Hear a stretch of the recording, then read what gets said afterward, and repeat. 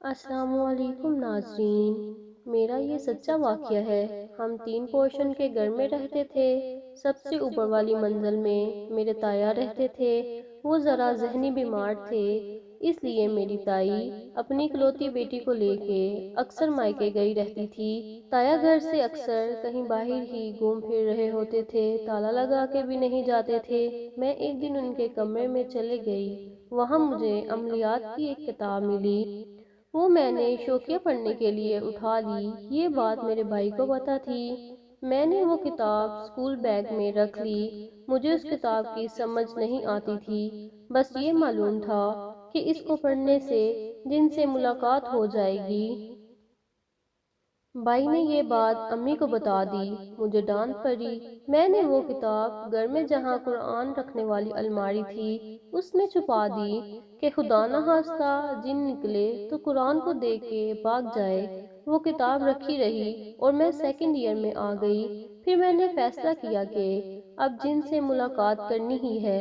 اس میں کئی طریقے لکھے تھے، جیسے کہ الو کی چربی خریدیں، ہرن کا گوشت منگوائیں، فلاں منتر پڑھیں۔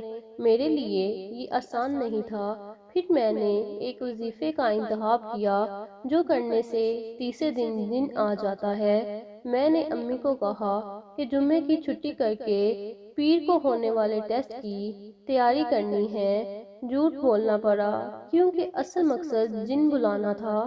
میں نے جمعے کی رات کو وظیفہ کیا، پھر اگلی رات دوبارہ وظیفہ کیا۔ اسی رات خواب نے دیکھا کہ کوئی خوفناک چیز میرے پاس آنے کی کوشش کر رہی ہے، مجھے ڈرا رہی ہے، الگ الگ شکلیں بدل کر میرے پاس آنے کی کوشش کر رہی ہے۔ میں اس سے بھاگنے کی کوشش کر رہی ہوں۔ میں نے اس کو روکا، اس کو دور کیا، پر اس نے ایک زوردار تھپڑ رسید کیا جس سے فوراً میری فجر کے وقت آنکھ کھل گئی۔ میرے پاس کوئی بھی موجود نہیں تھا، لیکن اگلے 2 گھنٹے میرے گال میں درد ہوتا رہا۔ میں بہت خوف زدہ ہو گئی اور دوبارہ میں نے ایسا کوئی عمل نہیں کیا اور دوبارہ کبھی جنات سے ملاقات کا تصور بھی نہ کیا۔ امید ہے آپ کو یہ واقعہ پسند آئے گا۔ شکریہ۔